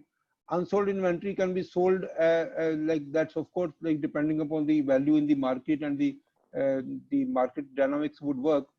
As I said, the operational committee, architects, all this I've already said how the resolution plan can be made. Then there is as I already said, that the project-wise construction, the understanding, project-wise contribution, the project-wise balance sheet. See, the project-wise assets and liabilities would have to be calculated, then only a resolution plan can be achieved. Otherwise, the home buyers of one project would be satisfied, home buyers of the other project would not be satisfied, so the resolution plan will never actually get approved. So if we want to get a resolution plan approved, then we actually have to work on each segment of the home buyers for each project. Then only a project can be approved, then only a resolution plan can be approved. if you don't look at all the projects and separately, because no association would agree that the surplus money from my project, as the surplus money from my project is used for the other projects. Yes, as far as the company is concerned, we have to do that. But whenever we talk about the additional contribution, it will be calculated based on the project. If one project needs additional contribution from the home buyers, that doesn't mean that every home buyer will give on the other projects also. However, any additional money, any surplus money from one project can be used for the other projects. So these kind of settlements have to be done between the home buyers associations, and they will fight for their own project. But the one person has to be very strong to understand their need and to explain them logically. Then only they come to a final solution. And the only risk with them is that in case we would not agree, the company will go to liquidation and the banks will take bigger slice from the assets of the company, and we will be second in that case. So that one risk motivates them to settle, and they normally settle amongst the associations, and that works well. As I said, that the committees can be made for implementation of each project separately. All the associations should come together. The land development agency can be offered an amount based on the liquidation value. The lease cancellation and the lease development agencies cannot survive, as it would boomerang, because see, the lease cancellation, although the Noida Authority and the Greater Noida Authority has cancelled some of the lease, but this is not going to survive. It is only a time it will take, because the adjudicating authority or the Supreme Court will give that kind of order, that if the lease is cancelled by the Noida Authority, was it informed to the home buyers, to the allottees? The allottees were giving the money even after the lease was cancelled by the home buyer for multiple years, and this is considered a connivance, because as per the Amarpali case, in the case of Vikram Chatterjee, in first couple of orders, it was written by the Supreme Court that in case the lease is cancelled, then why the home buyers were not informed? How the home buyers continuously paid money, and was it not known to the Noida Authority that the builder have already booked the flats and builder is taking money from the home buyers, but he is not making payment to the Noida Authority?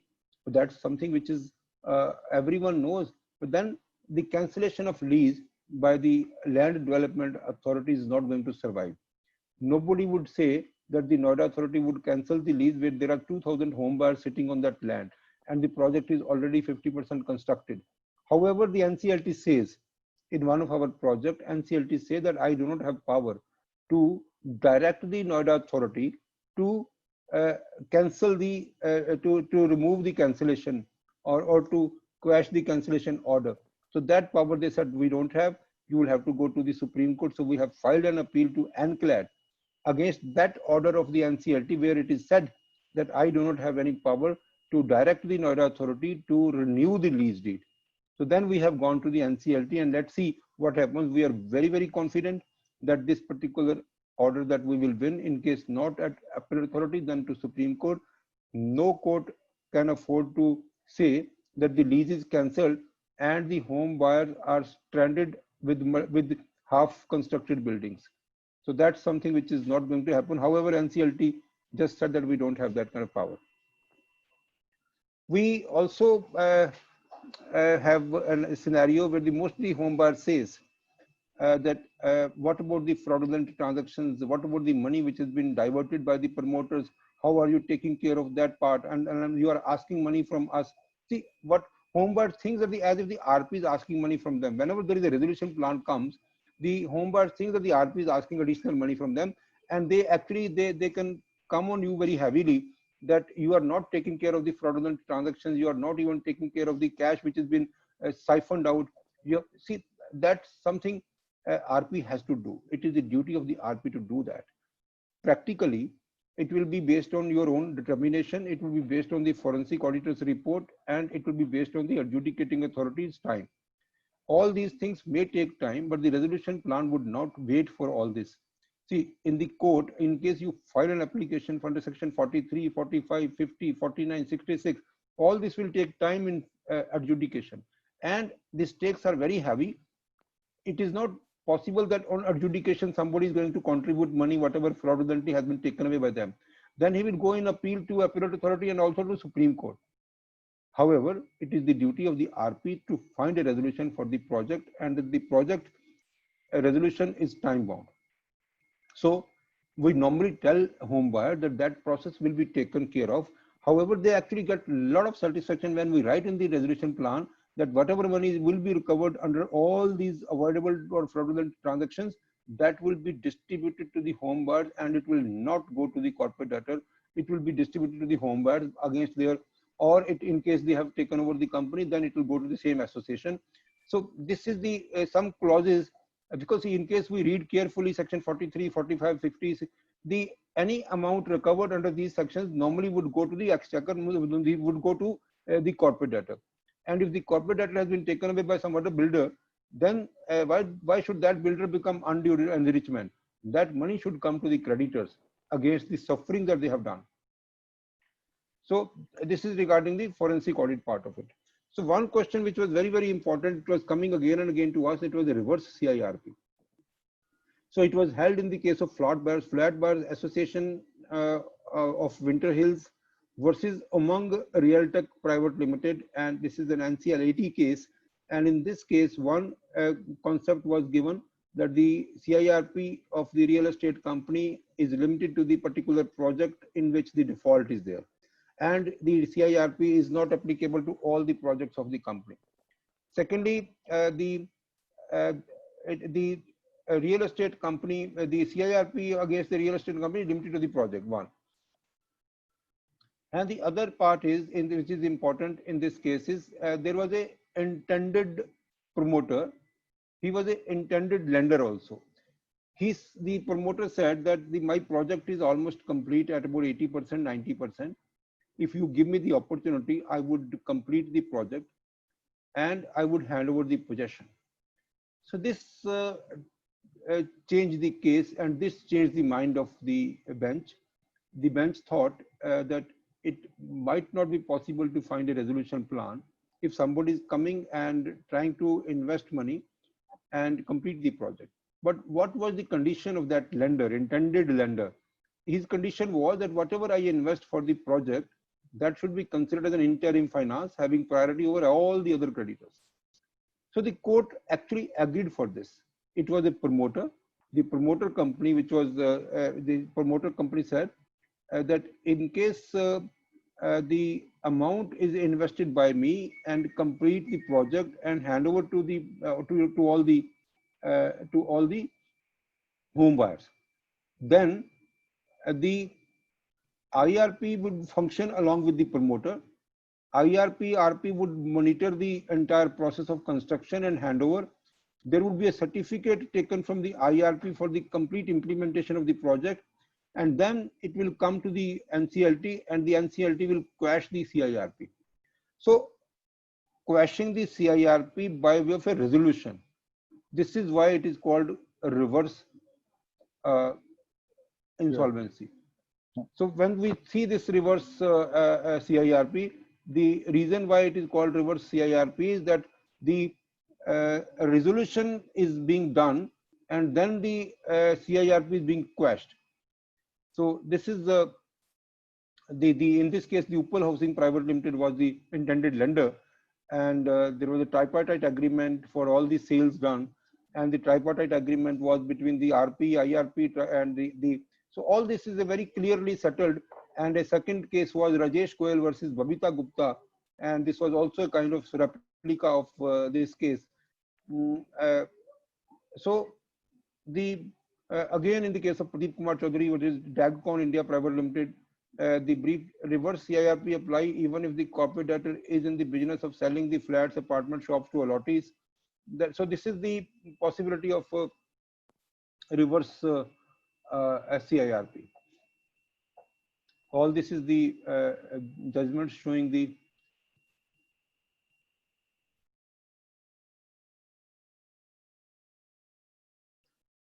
So Ankit, if there is a question, already we have crossed our time limit. 8:07 is the time. So we have handled this part also. We have handled a lot many questions through the webinar only. So I don't think we need to mention each and every question. I can simply request our participants that in case any question is still unanswered, maybe they can repeat it. I can then take it up. Most questions have been taken up already.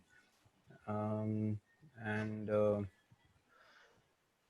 so I would say that this judgment of Pioneer Urban Land and Infrastructure Limited is a landmark judgment on home buyers case, where their position, their status is completely defined, and that must be seen by all the insolvency professionals and everyone whosoever is working for the real estate companies. So the resolution plan can be implemented through a monitoring agency. Monitoring agency would, in case of anybody who is not complying with the provisions of the resolution plan, can again go to NCLT. So we still find and we conclude that insolvency is the best way to resolve the stress of a real estate company. It is the best way to find a resolution. It is the best way to break the trust deficit between all the stakeholders. And there is no other better solution available under any law, including RERA, because see, the RERA is good in case the builder, in case the company is solvent. And that too, even if the company is solvent, I haven't seen companies making payment if everyone goes to RERA. So with this, we can conclude. In case there are questions, I think still we can spend 10 minutes. Anandji can take up some questions, or Ankit can see what questions are there. One question is with respect to, there were a few questions which talk about what can be asked for in the resolution plan. And so one question is a resolution applicant allowed to submit an open-ended resolution plan? In one of the resolution applicant have taken number of caveats to honor the resolution plan. Is it allowed as per CIRP process? So the question, I think, is centered around the fact that what if the resolution plan is not honored by the resolution applicant? What happens to the resolution applicant in that case? Number one. Number two, perhaps the question is that what all can be asked for in the resolution plan? These are, I think, two questions that are still there. So I think the various resolution plans that we have seen so far, I think maybe 17, 18, and we have seen this kind of a scenario that the first and foremost priority is we actually will have to see who is the voter. And the resolution plan of a real estate company revolves upon the fact that who is the voter. If a voter is only the home buyer and they have more than 66% power, the entire focus of giving away comes on to home buyers. And if the creditors are there, then the creditors also and the home buyers also have to be handled in a balanced manner. What can be asked with the resolution? See, like it is a very, very simple calculation. The unsold inventory is got a valuation. The amount which is recoverable from the home buyer is a kind of amount which is available. To my understanding, this is much better than any other company where the future we don't know what is the future, how much it will be producing, how much it would be selling. Whereas in the real estate, the figures, the financials are very clear. It is in front of you. The only difference would be whether the unsold inventory would be sold at this price or some different price, and that provision can be taken. However, I always see that in case a builder comes from outside and the builder takes over the company, and the builder will implement the project in case he is able to find some profit. So in case the builder will not be able to find some profit, he would not be able to sell the inventory, then he probably will leave everyone in between. So the best resolution is to just complete the project as a cooperative society by the resident welfare associations. That is the best resolution. And in this resolution, the only difficulty so far that we are facing is initially since the bid evaluation matrix, eligibility criteria.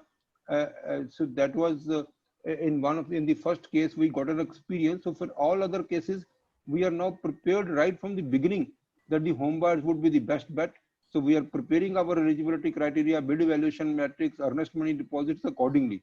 And we are also trying to say that there should not be any dispute between the various home buyers associations. So we try to combine them, and we try to resolve their disputes, and they come to us with a common platform, with a common objective of getting the flats. hand it over to them. So this way we can conclude our webinar today. And if there is still a question, I think you can always reach out to us. As I always say, that any question that you ask me, that adds to my knowledge, and this is the way of our learning. Thank you very much, participants, and it was a huge response. We are very happy to see all those people who are connected with us for the last more than 2 hours. So thank you. Anything, see, Anandji, anything that you would like to say? Ankit, anything that you say? I would also like to thank the participants, obviously, for their patience, and they have been associated with us for 2 sessions of 2 hours and more. Absolutely. Thank you very much. So we in case any questions are not answered, we will of course be able to take it up offline. Thank you, everyone. Thank you so much.